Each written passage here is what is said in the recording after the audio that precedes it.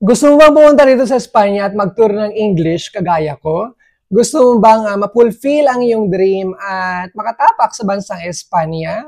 Well, ang video na to ay para sa iyo. At sa ngayon, open pa rin yung mga programs para mag-apply bilang isang language assistant or isang English teacher dito sa Espanya. Tinatawag din itong Auxiliares de Conversación. Ayan. So, open pa rin. Unang-una sa lahat ay ang Ministry of Education. Nasa stage 2 ngayon sila. Etong stage na to ay open sa lahat ng mga university graduates na galing sa mga university aside from the University of the Philippines, Ateneo, LaSalle, UST, College of St. Benil, and others, no? So, kumbaga open sa lahat ng mga Pilipino na gustong pumunta dito sa Spain. Ang requirement nila dapat naka-reside ka sa Philippines, dapat meron kang A1 Spanish level, DELE or CLE, at saka dapat ay graduate ka ng 4-year course or 5-year course. Ayun. So, yun lang yung kanilang 3 basic requirements. Pwede kang pumunta sa kanilang website, i-check mo lang yan, no? Ministry of Education in the Philippines, Ministry of Spain, no? Ministry of Education Ministry of Education in Spain, in the Philippines. Ayun. So, pag-check na lang, kailangan nyo po mag-book ng appointment at magkakaroon po kayo ng interview. Ayun. Open yan hanggang February 12, so meron pa kayong time. At ang pangalawang program ay ang Institute of Franklin Teach and Learn Program. Both actually is napagdaanan ko na yung ministry na yung kakasabi ko lang kanina at saka itong Teach and Learn Program. Dito naman sa Teach and Learn Program, magtuturo kayo ng English sa mga school and at the same time mag-aaral po kayo ng masters. Ayan.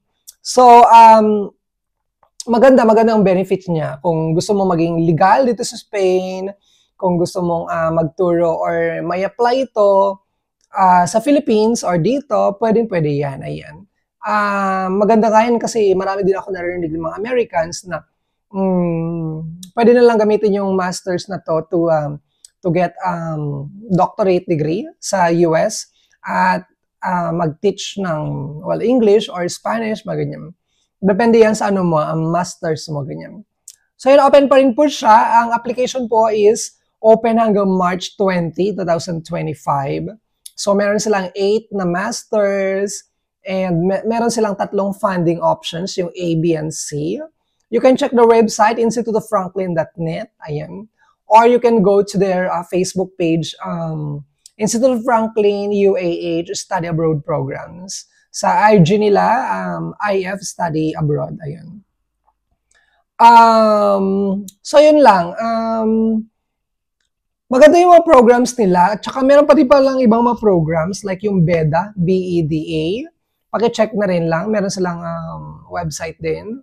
Open pa rin yung kanilang application. That's another one, no? But the BEDA is for private at saka mga concertado schools. And ano pa bang meron? USETAM. Yung USETAM naman, another program din open for Filipinos.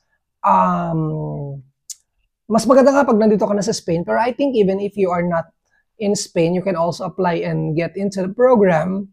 So, check nyo din lang yung website niya. I-google nyo na lang, USETAM Language Assistant Program, ganyan. Meron pa yung iba, yung Medeyas. Pero parang sa Medeyas, nakakarinig ako ng mga negative feedback about it. Medeyas Language Assistant Program. Meron pa yung isa, nakalimutan ko na. UP International or UP International. Open din siya for Filipinos. Meron pa batang ibang program eh. Meron pa rin mga small programs. Pag nandito ka na sa Spain, parang ang tawag nito, pag nandito ka na, parang ang dami mo lang na-encounter at nagkakaroon ka na ng idea kung ano-ano itong mga iba't ibang programs na to. So, yun nga, itong mga programs na to, inaalaw ka na magturo ng English as a language assistant sa mga schools dito sa Spain. Ayan. Technically, hindi po kayo yung teacher talaga, no? Kayo ay parang practice teacher, kasamahan kayo ng main teacher. So, ayan. So, well, depende sa program kasi I heard sa BEDA, parang kayo na talaga yung main teacher. So, yun. Mag-open siya ng maraming opportunities sa inyo at mga options dito sa Spain. So, kahit na anong option or anong program ang piliin ninyo, Basta initially makapunta kayo dito, then ayun. Eventually, pag nandito na kayo sa Spain, mas madali na lang kumuha ng program, lalo na kung meron kayong a valid resident permit. Ayan. Tsaka pwede kang mag-shift from one program to another. Kaya maraming mga Pilipino dito ang tumatagal na rin sa Spain dahil ayun. For example, yung first na binanggit ko, yung Ministry of Education, 2 years lang yung maximum nun. Yung Instituto Franklin, 1 year. Yung BEDA, 4 na taon. Yung USETAM, I'm not sure, 2 ata. Yung Up International, hindi ko rin alam, baka 2 din, ayun. Medeyas, I'm not sure. Pero yung Ministry, 2 taon. Yung Instituto Franklin, 1 year. Yung BEDA, 4 na taon. Sa BEDA pala, like yung first 2 years mo, sa isang school ka, and then yung pangatlo, pang-apat sa ibang school. Ayan. So, ayun lang guys. Madali lang naman. Let's say for example, sa Ministry of Education, no? 5 years ago, ano ba yung mga tinanong sa akin? Yung mga tinanong is about work. Ano yung work mo dito? Meron ka bang experience sa mga bata? Your teaching? Sabi ko, wala akong experience. Hindi naman ako education graduate. No? Open pala siya for any courses, guys. Ha? It's not necessary education major ka, ganyan, or English major. Pero it's an advantage pag education or English major ka. So, ano ba yung mga questions sa akin dati? Nag-abroad na daw ba ako? Kung tumira na daw ba ako ng abroad? Meron ba akong valid passport? Kailan ang expiry date? Yun yung mga tanong nila. About yun lang actually. Tapos knowledge sa Spanish. At that time nung nag-apply ako noon, I had finished all the courses in Instituto Cervantes. So I felt like yun yung naging advantage ko kung bakit ako nakapasok sa program, no. Kasi hindi naman ako education graduate, wala naman akong experience sa teaching. So yun siguro. And at saka strong, I had strong passion. At saka yung purpose ko talaga to go here and para ma-experience yung Spanish culture. Yan. Ma-enhance ko yung Spanish ko. Nakakatuwa kasi alam mo yun, yung parang yung environment mo naka-Spanish na. My phone is in Spanish. Yes, yung aking phone naka-Espanyol, yung aking laptop naka-Espanyol. So parang I'm one of them na, char. Ayun, nakakatuwa, no? Kasi sa Pilipinas dati nag-aaral lang ako dun sa inside ng classroom, tapos paglabas mo, wala na, hindi mo na siya mapra-practice. Dito, paglabas mo, yung mga tindahan, naka-Espanyol, of course. Pag bibili ka sa supermarket, pag sasakay ka ng bus, or ng metro, ng train, ng airplane, nasa airport ka, nag-Espanyol sila sa'yo. Sa classes, although hindi ako nag-Espanyol sa mga bata, pero if you overhear them, na nagsasalita sila ng Espanyol, pati yung mga teacher. So yun, nakakatuwa. Talagang, hindi naman yung, well, kung gusto mo talaga ma-enhance, kailangan mo talaga maghanap ng boyfriend. Char lang. Kailangan mo talagang makipag-communicate sa isang Spanish people, tumira with them, ganon. Pero kung